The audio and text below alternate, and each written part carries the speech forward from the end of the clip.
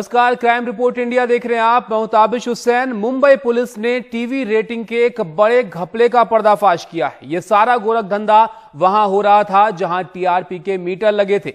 कोई खास चैनल चलाने के लिए उन घर वालों को पैसे दिए जाते थे। हमारे सहयोगी सोहित मिश्रा एक ऐसे ही घर पर पहुंचे जहां टीआरपी की मशीन लगाई गई थी और बातचीत में पता चला कि घर वालों को पता ही नहीं था कि यह मशीन क्यों लगाई गई है। उन्होंने बताया कि उनसे खास चैनल चलाने के लिए कहा गया, जिसके बदले में महीने में 400 रुपए उन्हें मिले। टीआरपी से जुड़ा जो मामला सामने आया है, जिसमें पता चला है कि ऐसे कई कुछ चैनल्स थे जिसे कहा जाता था, जिनके घर पर मीटर लगा हुआ है, उन्हें देखने के लिए कहा जाता था, जिसके बाद ये पूरा मामला सामने आया हुआ है। हम इसी तरह एक घर पर पहुंचे हुए हैं और आपको ये समझाने की कोशिश कर रहे हैं कि जो लोगों को ये बोला गया था, क्या उन्हें भी इसके बारे में क्या अंदाज़ा था कि इस तरह से टीआरपी की कैलकुलेशन होती है या नहीं होती है, ये समझाने की कोशिश हम आपको कर रहे हैं। आपसे जानना चाहेंगे, आपका घर पे जो टीआरपी वाली चीज़ आई थी, तो आपको क्या पता था कि इस पे टीआरपी आपके घर पे जो है कैलकुलेट होती है या क्या होता है? नहीं। अच्छा, तो किसी ने आपको कुछ बोला था कि ये वाला चैनल देखना है, नहीं देखना है, क्या हुआ? स्टार्टिंग में कुछ नहीं बोला था। कुछ महीनों पहले मुझे विशाल ने बोला था कि बॉक्स सिनेमा देखना है। विशाल को आप कैसे जानते हैं? विशाल यहाँ पे एग्जीक्यूटिव था 12 मीटर। अच्छा, कंपनी से आता था आईडी देखना। अच्छा, तो आपको पता था ये जो आप मशीन यहाँ पर आपको दिखा दें, जो मशीन रखा हुआ है, यही वो मशीन था जिसके आधार पर ये 12 मीटर, अगर मैं आपको दिखाने की कोशिश करूँ, इस पर 12 मीटर भी लिखा हुआ है। इसी के आधार पर जो है टीआरपी की कैलकुलेशन की जाती थी। तो विशाल ने आपको बोला था कि कितने बजे से कितने बजे कौन सा चैनल देखना, उसके लिए क्या पैसे देते, सब बताइए। विशाल ने बोला था कि 2 से 4 दिन भर में आप लोग 2 घंटा देखिए ये बॉक्स सिनेमा, आपको इसके महीने के 400 रुपये मिलेंगे। तो हर महीने आपको पैसे देते थे? हाँ, वो 4-5 महीने मुझे हर महीने देते। और उसके बाद क्या हो गया? उसके बाद फिर मैं गाँव चले गया, मेरा टीवी बंद हो गया। तो कॉल किया, मैं बोला नहीं देख रहा हूँ मैं, अब मैं गाँव आ चुका हूँ, मैं नहीं देख रहा। ठीक है। तो अब क्या आपको पता था कि इस बॉक्स का क्या उपयोग होता है, या इससे टीआरपी नाम की कोई चीज़ होती है जिसकी कैलकुलेशन की जाती है, ऐसी कोई जानकारी आपको थी? नहीं। तो क्या बोल के आपको बॉक्स क्या बोल के लगाया था? बोला था ये लगा लो, इससे आपका बिल भी नहीं आएगा और हर महीने का आपका टीवी का जो रिचार्ज है या लाइट का बिल है उसका पैसा मिलेगा आपको। तो ये कितने महीने तक आपको देते थे ऐसा? ये हर महीने देते थे ऑलमोस्ट 275। अच्छा, ये कब की बात है, ये कब से चल रहा है? 3 साल पहले से। 2 साल से। और सोहित हमारे साथ जुड़ गए हैं। सोहित, टीआरपी के नाम पर ही लोगों को यह कहा जाता है कि आप कितनी तादाद में लोग हमें देख रहे हैं। क्या इस तरीके से लोग देख रहे हैं टीवी चैनल्स को, इन न्यूज चैनल्स को, और किस तरीके से ये गोलमाल हो रहा था? ताबिश, बिल्कुल, देखिए, टीआरपी के आधार पर ही तय होता है कि आपके यहाँ पे जो एडवर्टीजमेंट के जो रेट होते हैं वो उनके क्या दाम होते हैं, और आपकी जितनी ज़्यादा टीआरपी होगी उतने ज़्यादा रेट्स होंगे। तो कहीं ना कहीं धोखा उन कंपनियों के साथ भी हुआ है जो एडवर्टीजमेंट दिया करते थे, महंगे दामों पर एडवर्टीजमेंट दिया करते थे, और दर्शकों के साथ भी हुआ है। जिन लोगों से भी हमने बात की है ताबिश अब तक, झुग्गी झोपड़ियों में रहने वाले गरीब लोग हैं जिनसे मैंने बात की, उनके पिताजी ड्राइवर हैं, वो खुद पढ़ाई कर रहे हैं। तो अगर आप उनके कहेंगे कि आपको बिजली का बिल भी नहीं देना है, आपको टीवी का रिचार्ज भी नहीं करना, ऊपर से आपको 400 रुपये मिलेंगे एक चैनल देखने के, तो जाहिर सी बात है कि जो भी गरीब आदमी है वो ऐसी चीज़ें करेगा।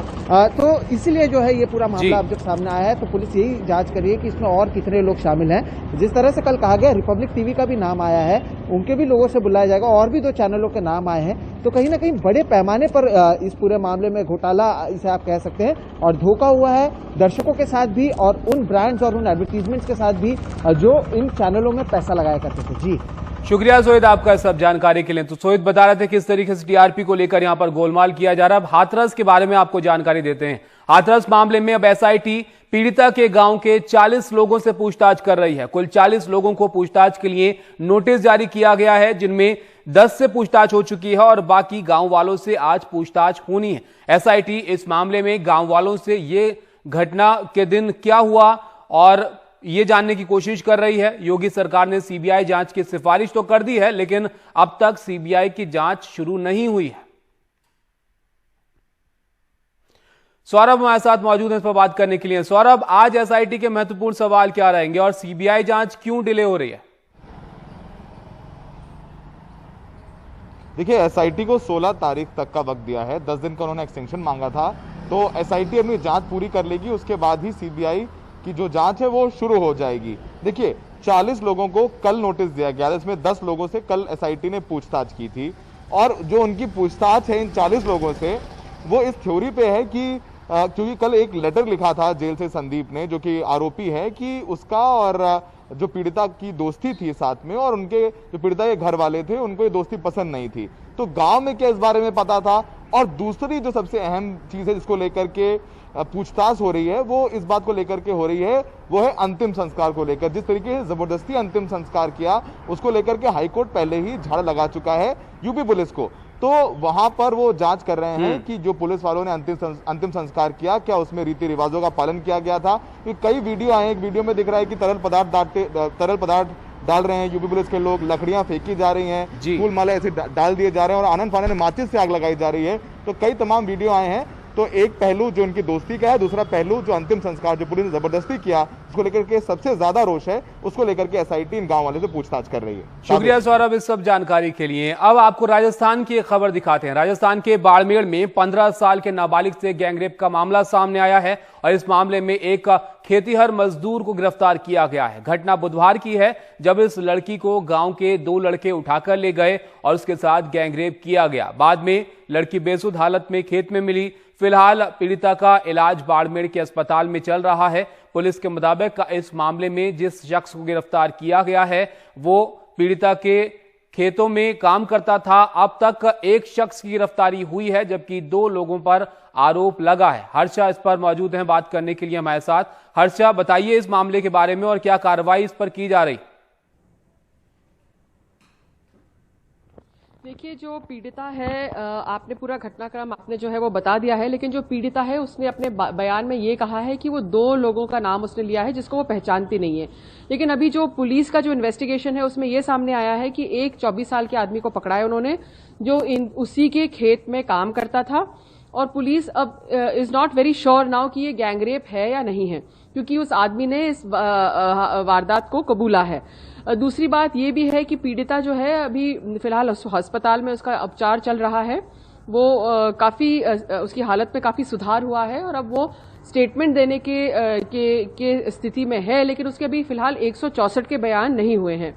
तो अभी जो ये मामला है, पुलिस इन्वेस्टिगेशन में गैंगरेप प्रतीत नहीं हो रहा है, लेकिन पुलिस अभी भी इन्वेस्टिगेट कर रही है। और अब जो पीड़िता का बयान रहेगा, 164 का बयान रहेगा, वो बहुत अहम माना जाएगा इसमें। शुक्रिया हर्षा आपका सब जानकारी के लिए। तो पीड़िता का क्या कहना था वो भी आपको सुनाते हैं। मैं घर से निकली थी और हमारे खेत में वहाँ गई तो 2 लड़के आए थे बाइक पे और मुझे वहाँ से ले गए स्कूल के पीछे। और मैं नहीं जाना चाहती थी, मुझे ज़बरदस्त वहाँ से ले गए और स्कूल के पीछे ले गए और मेरा मुंह भी बांध लिया था। मैंने जब चिल्लाने की कोशिश की छुड़वाने की तो मेरा मुंह बांध लिया था। और लड़के कौन थे वो मैं नहीं जानती, मुझे जान पहचान नहीं है उनकी, कौन थे वो कुछ पता नहीं है। यहाँ रुकेंगे एक ब्रेक के लिए। ब्रेक के बाद भी क्राइम रिपोर्ट इंडिया जारी रहेगा। ब्रेक के बाद आपको बताएंगे कहां हुई दिन दहाड़े हत्या।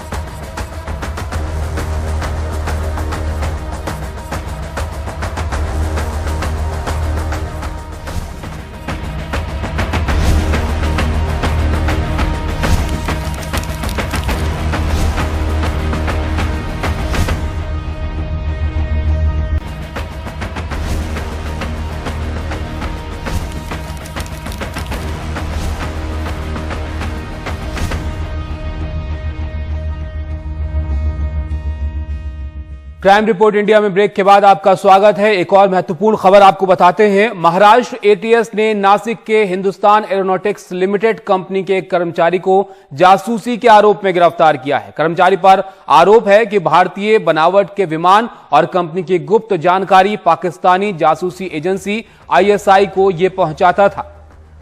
सुनील सिंह हमारे साथ मौजूद हैं इस पर बात करने के लिए। सुनील, कैसे ये मालूम चला कि यहां पर जासूसी की जा रही है और क्या कार्रवाई अब इस पर की जा रही है? देखिए, महाराष्ट्र एटीएस है, उसकी गुप्त सूचना उन्हें मिली थी इस शख्स के बारे में। इसके बाद उन्होंने इस पर नजर रखी और ये पाया कि ये शख्स विदेश में किसी व्यक्ति के संपर्क में है।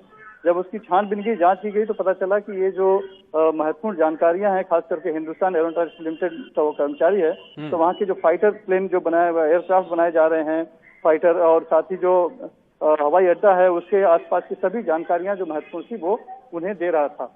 तो इसी संदर्भ में उसे गिरफ्तार किया गया है और ये पता चला कि वो आईएसआई के जासूस के तौर पे काम कर रहा था और पाकिस्तान में बैठे आईएसआई जो उसके आका थे उनको यहाँ से सभी जानकारियां और फोटो वगैरह भेजा करता था। एटीएस ने उसके पास 3 मोबाइल फोन बरामद किया है, जिसमें 2 मेमोरी कार्ड है, 5 सिम कार्ड है और बाकी आगे की जांच पड़ताल की जा रही है कि और अंदर का कोई कर्मचारी मिला हुआ है और किस किस तरह की जानकारियां दे पाए हैं, इसकी जांच की जा रही है। शुक्रिया सुनील आपका सब जानकारी के लिए। तो ये मामला सामने आया है, नासिक से जासूसी के लिए एक व्यक्ति को गिरफ्तार किया गया है जो आईएसआई को खुफिया जानकारी एचएएल से जुड़ी हुई पहुंचा रहा था। गुजरात के वडोदरा में 3 नाबालिग लड़कियों से बलात्कार का मामला सामने आया है। 6 साल, 9 साल और 12 साल की लड़कियों के साथ 44 साल के शख्स ने बलात्कार किया। आरोप है कि यह शख्स तीनों लड़कियों के साथ 1 साल से ज्यादा वक्त से रेप कर रहा था और पुलिस ने आरोपी को गिरफ्तार कर लिया। इस मामले का खुलासा तब हुआ जब इनमें से एक बच्ची को गुड और बैड टच के बारे में क्लास में बताया जा रहा था। क्लास के दौरान ही ये बच्ची रोने लगी और जब बच्ची की काउंसलिंग की गई तो पूरे मामले के बारे में पता चला। उत्तराखंड के ऋषिकेश में विदेशी महिला से बलात्कार का मामला सामने आया है। अमेरिका की 37 साल की महिला से बलात्कार होने की खबर है। योग सिखाने के बहाने विदेशी महिला के साथ बलात्कार किया गया। 5 अक्टूबर की ये वारदात है और महिला ने इस मामले में केस दर्ज कराया है। आरोपी के पिता ने केस वापस लेने के लिए दबाव भी बनाया है, ये पीड़िता का कहना है। राजस्थान के सपोट्रा में मंदिर की जमीन को लेकर 2 गुटों में विवाद हो गया। इस दौरान वहां आग लग गई जिसमें एक पुजारी झुलस गया। घायल को नजदीकी सामुदायिक केंद्र में भर्ती कराया गया था, लेकिन हालत गंभीर होने के चलते जयपुर रेफर किया गया, लेकिन उन्होंने इलाज के दौरान दम तोड़ दिया। घटना से गुस्साए परिजनों ने 6 लोगों के खिलाफ पेट्रोल डालकर आग लगाने की शिकायत दर्ज कराई है। फिलहाल पुलिस इस मामले में जांच कर रही है।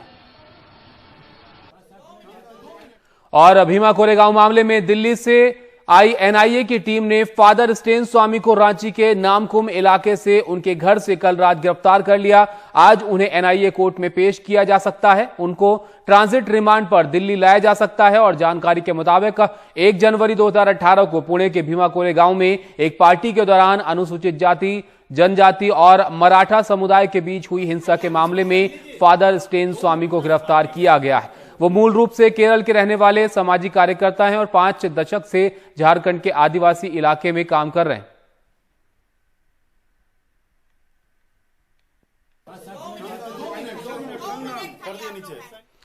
और अब नजर डालते हैं क्राइम रैप में कुछ महत्वपूर्ण और खबरें जो आपको बताते हैं। बिहार के मुजफ्फरपुर के मनियारी थाना के चौकीदार मोहम्मद जैद की बाइक सवार बदमाशों ने गोली मारकर हत्या कर दी। घटना उस वक्त की है जब वो कल अपनी बाइक पर थाना जा रहे थे और अस्पताल ले जाने के कुछ देर बाद ही उनकी मौत हो गई। उनकी मौत की सूचना मिलते ही गुस्साए लोगों ने सड़क जाम कर दी और बाद में आला अधिकारियों ने पहुंचकर सड़क जाम को खुलवाया।